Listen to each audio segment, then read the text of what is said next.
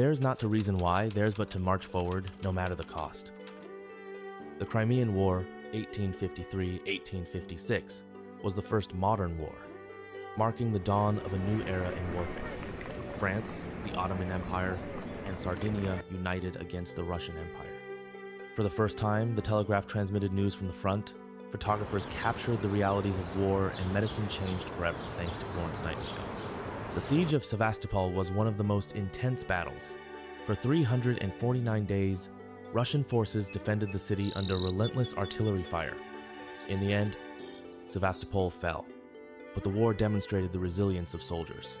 The bravery shown on both sides turned this battle into a defining moment of the conflict, remembered for its sacrifice and endurance.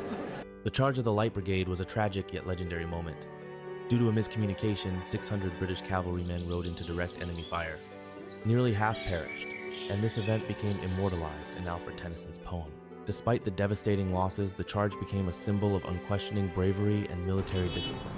However, the greatest threat was not bullets, but disease. Typhus, cholera, and scurvy claimed more lives than battle.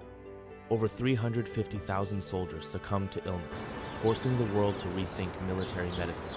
Florence Nightingale and her team of nurses pioneered new standards of hygiene and hospital care, revolutionizing battlefield medicine for generations to come.